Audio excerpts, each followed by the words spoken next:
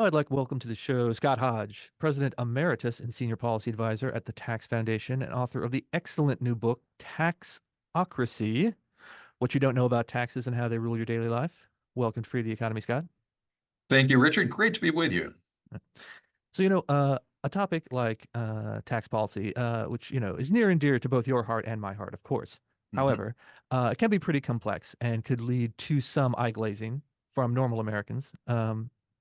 And I think your book does a really great job of presenting substantive information, but in an accessible way.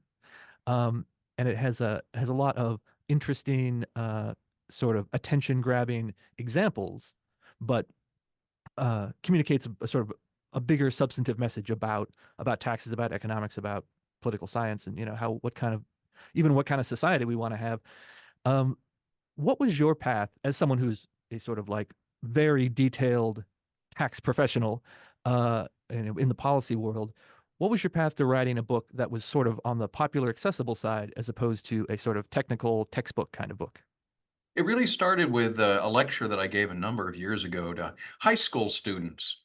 And being high school students, and of course, never having jobs and having no relationship with an income tax or other things, I had to come up with a different way of communicating with them. And so I came up with a slideshow, PowerPoint slides with simple pictures on them displaying different things like a Twix bar next to a Hershey bar, a three-wheeled car, buildings with bricks over the windows, buildings in Europe that were, the tall, narrow ones in Amsterdam or the mansard roofs in Paris, things like that, that illustrate that each of those slides had a tax story behind it that told a story that I thought was relatable to people who didn't really have a tax background. I elaborated on that little presentation when I gave a lecture in Europe to the European Resource Bank in Moldova, of all places. And of course, and the European audience is not all English speaking, and this was an after lunch presentation, so I had to keep people engaged. And so, hopefully, I thought that these slides would do that, and simple stories rather than PowerPoints with supply and demand curves and all of that typically accompany a tax lecture. And so the whole idea was to tell the story of the unintended consequences of tax policy through these simple narratives, these simple stories and vignettes that had great uh, teaching ability, because from these stories, we can learn a lot of economic lessons about tax policy gone awry. We can take those lessons and then apply them to our current tax code, take a lot of lessons from that to then understand how we can create a tax code that uh, is out of our daily lives, that doesn't make us think about tax policy from the morning we get up to the time we go to bed. A tax code that takes the politics out of taxes so that politicians aren't telling us what to do, and they're not telling businesses what to do through the tax code. So that was the real aim. And I really tried to aim this at a lay audience, and hopefully, because of some of the ways in which it's written, it can be accessible to students as well and used in the classroom. And so I hope that it's a tax book that is engaging rather than boring, and a little bit entertaining, and yet at the same time carries a message that people can take with them and share with their friends. Yeah, and I think even though, like I said, it's written in this sort of engaging manner, unlike most textbooks. I think it actually would be good for students because it has some bold headings and it has summaries at the end of chapters. I think which would be great for like a study guide style. Uh, so, as you alluded to, one of the big themes of the book is that tax policy affects our everyday lives in ways that aren't always well understood or weren't intended by the people who wrote and passed these tax policies of the past. So one example that I've certainly heard before, but maybe new to some people that used in the book multiple times is the British tax from a couple of hundred years ago that uh, was just like all these taxes, meant as a convenient way for the government to raise revenue for the needs it had at the time, but sort of reshaped the entire lived environment of people in Britain. So tell us about the Uh, window tax. the window tax, I think, tells so many stories about the unintended consequences of tax policy that we can draw from today and still apply to our current tax code. The window tax is kind of an interesting tax because it was really a wealth tax in disguise. Because the assumption was that the more windows that you had in your home or building, the wealthier you must be. And the wealth tax or the window tax was progressive, meaning the more windows you had, the higher rate you paid as well. And so in the early days, when the tax assessor came along, people would cover up their windows and to pay a lower tax. And then when they went away, they'd take the covers off the windows. Now, as time went on and they start changing the rates and the threshold for the tax, people would brick up their windows, which is good for the glazier or good for the bricklayer, but not for the glazier. And in order to minimize the number of windows being taxed. And so what you would see is this sort of clustering effect that people would reduce the number of windows just below those marginal thresholds. And what does that teach us? It teaches us that marginal taxes can be very economically harmful, as we see with the income tax. And then it had a discouraging effect on apartment owners or the landlords who own tenements because they bricked over their windows, and the tax became a tax on light and air. It caused a lot of economic, or excuse me, of health consequences through typhus and typhoid and dysentery and other things because you had these windowless buildings that poor people had to live in. So what's the lesson from that? I take away from that is that wealth taxes end up hurting the poor and middle class and working class just as much as they do the upper income. And then, of course, it distorted the entire, as you mentioned, the living environment in which people had. And the sad thing about this tax is that it went on for 150 years, despite the fact that everyone knew how harmful it was. And so the lesson that one economist had from that studying it was that even when governments need money, even a bad tax can live for a very long time, which I think is obviously a metaphor for today's income tax. So there are a lot of lessons that we can learn from something that in history, the mistakes of history, and apply to today's tax system. Yeah, the example of um, attacks like that causing, so many kind of ancillary problems along the way, but yet persisting for so long is sort of, in a way, it's sort of a path dependence argument because it's easier to, even when you have a non-ideal outcome, it's a lot easier to just keep doing what you've been doing than try and start from scratch. Yeah. And you know, bureaucrats, tax collectors are often like all of us. They don't necessarily go out of their way to do any more work than they're being told to do. There's not a lot of entrepreneurialism in some of those government jobs, um, and and that is, I think that's important to remember because there are some examples of bad tax policy which did get reversed, right? And so there's a couple in mentioned in this book. One about artists expensing as small business people, expensing their paints and canvases, um, and I think the corporate income tax on uh, uh, retained capital. Retainer. Yeah. Yeah, so there's a couple of those that were so obviously bad that after a couple years Congress changed them. But I think those small examples of changes can lead to, the opposite of what you said, making people think, oh, well, if it's really bad, they'll change it. Right. If Yeah. there's a really bad tax policy, people will know, and Congress will fix it. And what, the window tax is sort of an extreme example of this. What is actually the truth is sometimes a terrible tax policy continues for 150 years. So we should be extra careful up front with the new policies we are advocating.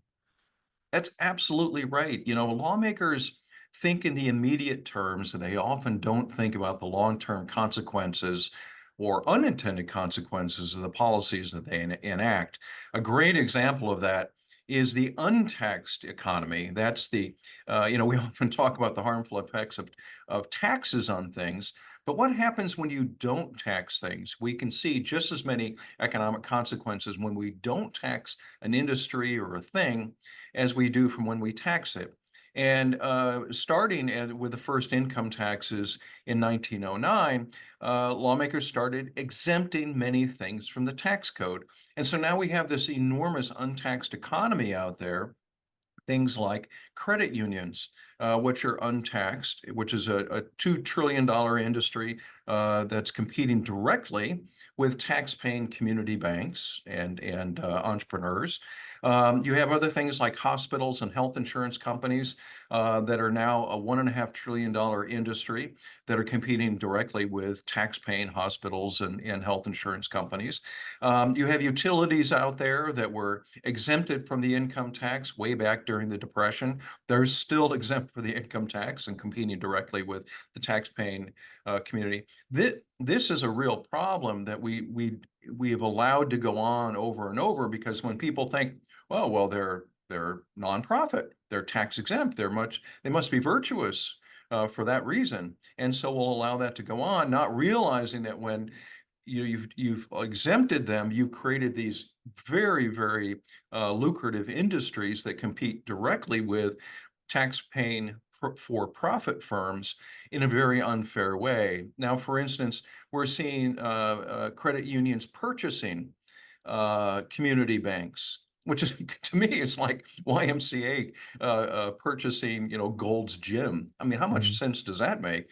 Hospitals now, nonprofit hospitals are buying for-profit hospitals. And what does that do? It takes them off the tax rolls. So what it does is it expands the nonprofit community at the expense of the tax-paying community. That's bad for free enterprise and obviously bad for local government coffers. And yet you make a really interesting point in this book as someone who is the head of a nonprofit organization, as at the end of the day is on the hook for raising the money. I think people think of like the presidents of nonprofits and think tanks as just sort of flying around to Davos like conferences all the time, and they don't realize they got a lot of fundraising to do. Um, that you would say we should probably get rid of major tax, what they call tax expenditures, exemptions, Yeah, like even the charitable giving uh, deduction, which I think for like the average person, those big kind of household level ones, like the mortgage interest deduction, charitable giving, and healthcare, employer provided healthcare, those those ones feel like, oh well, we should keep those because those are the good ones, but we should get yeah. rid of all the other, and they're a little vague on what the other bad ones are, but they think there's a bunch of bad ones out there that are like, clearly wrong. They're, they're tax loopholes and we should get rid of those ones. But these ones that we're most familiar with, those are the good, solid ones we should depend on. And uh, I think the book that does an excellent job of saying, well, actually, even those ones that we're most familiar with, like mortgage deduction and charitable giving, they're not that great, and they're not like the pillars upon which good tax policy should be built. So what's the argument against helping people buy homes with the mortgage interest deduction, Scott? Yeah, well, there are some 220 different deductions, credits, and exemptions in the tax code, and most of them were put there for well-intentioned reasons. Help people buy homes. Oh, gee, tax rates are too high. And discouraging charitable giving. So let's create a charitable deduction, and so forth and so on. Tax credits to help people afford tuition and go to college. And all of those things end up having unintended consequences. First and foremost, they tend to benefit the wealthy more than low-income people, because in order to take a credit or deduction, you have to have taxable income to do that. Mhm.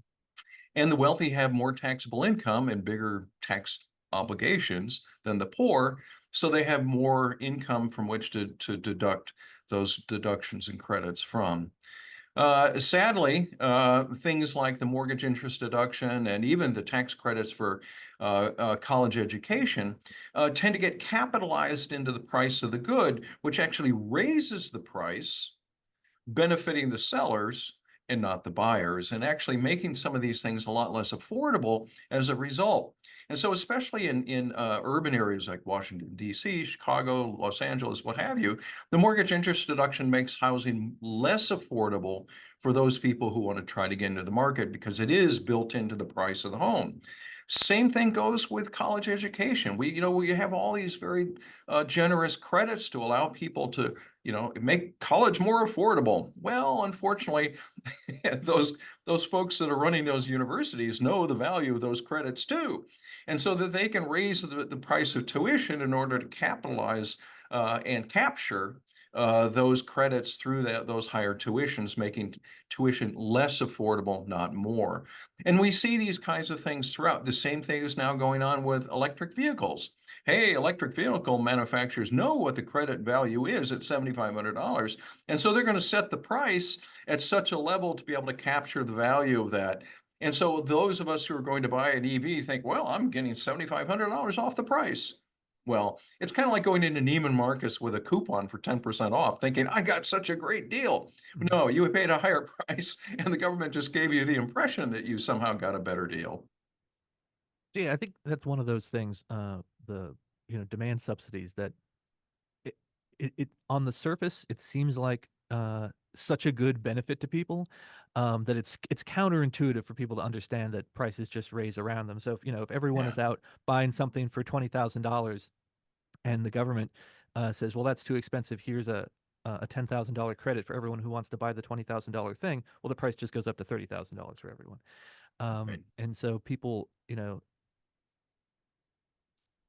and I think this sort of leads to, you know, uh, another question, which is a lot of Americans are not happy with the tax system the way it is in the United States, and they have various issues with it, and they don't like it. They don't like certain aspects of it. And I know the Tax Foundation. I was just listening to the Tax Foundation podcast myself, and about a survey that Tax Foundation recently did about Yeah, tax education and tax literacy. And this is sort of specific in to this area, but I think this is true lots of other areas of public policy as well. We've talked about here on the show with different areas, different topics. But the question to me, most Americans are rationally ignorant of a lot of public policy, right? yeah. Because they're not policy wonks. They don't spend a lot of time thinking about it. They have general impressions and they have values that they care about, but they don't know the details because that's just not what they do, right? So, how much of people's dislike of the current aspects of the tax system uh, is due to them understanding what it is and not liking it? And how much of it is due to them just not understanding how it actually works? Well, it's obviously a combination of both. I mean, I start off the book with a story about education uh, deduction, which Congress eliminated a couple of years ago during COVID. It was a $4,000 tax deduction for education expenses. And gosh, Congress actually eliminated a deduction for education. That's unheard of. Well, it turns out that people were confused by it. They thought that the $4,000 deduction was more valuable than a $2,000 tax credit, which did the same thing, offered you a reduction for education expenses. Most people didn't realize that a deduction just simply lowers your taxable income, whereas a credit reduces your tax payments dollar for dollar, and thus it tends to be much more valuable for people. And so it's one of the rare instances in which Congress has actually tried to clarify the tax code because people were simply confused by the terminology, the jargon, the value of things. And I think that's probably we're seeing this rife throughout the entire tax system, and peop this is why you have so many people who pay someone else to do their taxes, even if they have the simplest tax form. And but it's also an indication of why the tax code is such an onerous burden on Americans, causing us well over 6 billion hours worth of time just to fill out the tax code at a kind of a value of around $300 billion dollars a year worth of lost productivity. That's a real problem. And so that's time and money that we can't get back because we have a tax code that's so complicated, so impenetrable for people that they have to turn to professionals or software or something else in order to do it. And even and then, the IRS is so mystified by trying to be both a tax collector and a benefit provider that it's having a hard time administering the tax code. So the complexity of the tax code is hurting both payers and administrators, and it's time for a simpler system. Yeah, and I think one aspect of this that I think a lot of people don't kind of understand that because we have a lot of kind of uh class warfare subtext to tax policy, right? Oh, We always yes, we always want yeah. to tax the rich more. People are worried that as Bernie Sanders says, the millionaires and billionaires aren't paying their fair share. Elizabeth Warren says, similar things. Um, you know, reading through your book, you make this point, and then I've sort of certainly read this other places as well, that the United States actually has a much more progressive tax system in terms of Mhm. taxing the rich at higher rates than most Americans give it credit for. Most people anywhere give it credit for, and one of the reasons, this is sort of the reason behind how you point out all of these tax deductions and tax provisions, uh, even though they seem like they're kind of egalitarian, end up benefiting the rich rather than the poor, uh, because so many actually poor Americans don't really pay taxes at all, right? Yeah. There's a the the tax system is sort of set up on both ends, both giving sometimes credits and even refundable credits to people who don't have a tax liability, but also just because it's has progressive tax brackets in the first place.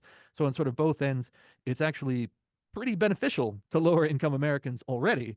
And to me, it seems like people kind of don't appreciate that, and so they don't understand why most of these tax credits end up benefiting higher income people because they're the people who actually pay the taxes.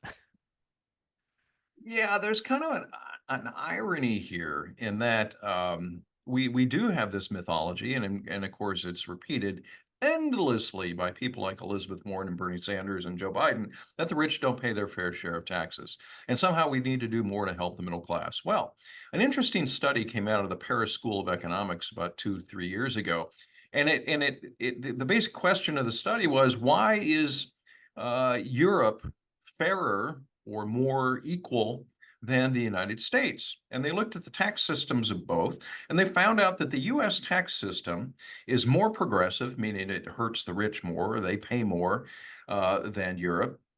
And yet we have more inequality than does Europe.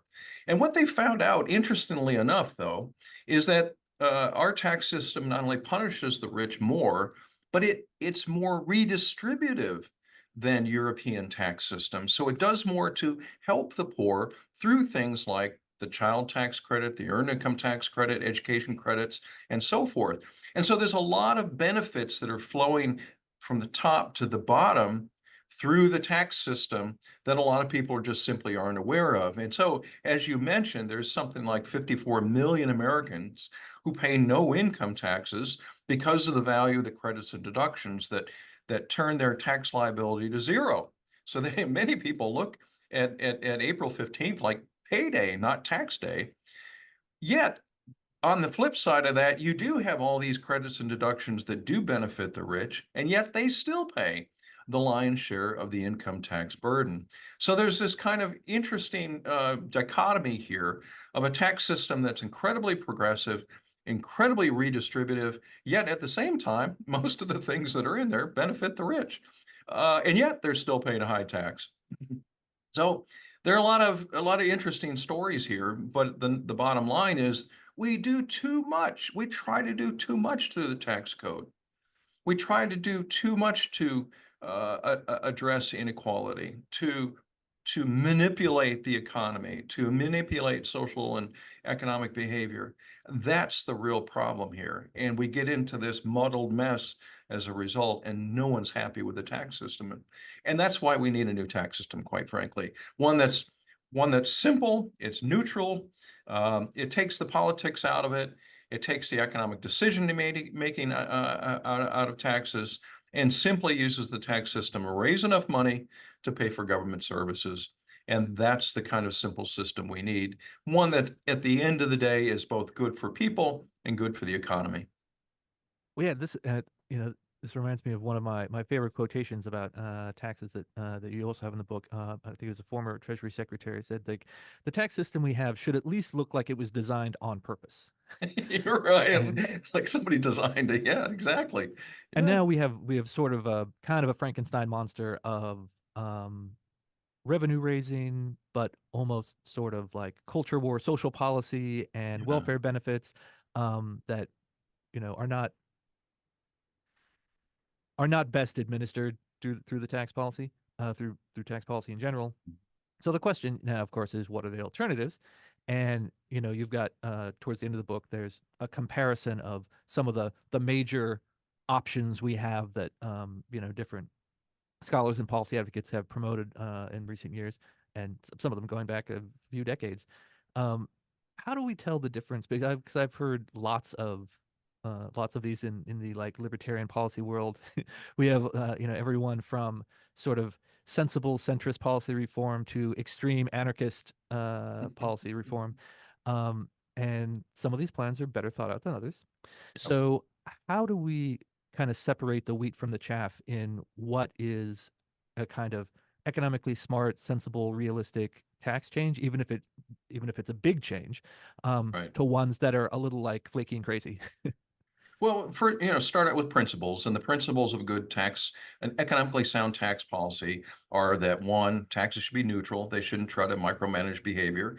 Two, they should be simple, meaning we ought to be able to know why we're being taxed and how we're being taxed. And three, they should be transparent. We should understand and see the taxes, know where the dollars are going. And lastly, taxes shouldn't change much. They should be stable. And then once we understand those principles, let's look at what the economics tells us. The economics tells us that taxes on capital are the most harmful taxes for economic growth. So therefore, that the corporate income tax, for instance, is one of the most harmful taxes for economic growth. Secondly, taxes on us, on workers, on people, individuals, are the second most harmful tax for economic growth because well, we can move from one high tax place to a low tax place, or we can decide how much we want to work, save, or invest based on the level of taxation. Then lastly, consumption taxes and property taxes are much less harmful for economic growth because of their nature. So what that tells us is we should move away from income-based taxes to consumption and property-based taxes in order to build a tax system and one that's neutral and doesn't micromanage behavior. And there are lots of ways, as you mentioned, there are a lot of ways we can do that. There's the old flat tax, which the Hall-Rabushka flat tax. There's the fair tax, which is the national retail sales tax. There's things like the progressive consumption tax, which kind of is a mix of both. And then you have things like the Estonian tax system. And here's a real life tax system that gets it right. And so many of the other ones I discuss in the book are all theoretical. They came from economists and theoreticians.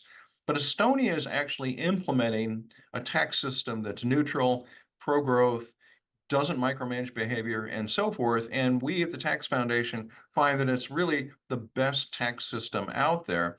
It has a simple rate on corporate income tax of 20%, 20% on personal income tax, no tax on dividends that are paid out of corporations, a 20% tax on value added, on their sales tax, and a 20% tax on capital gains. As you can see, very neutral across all of those different things.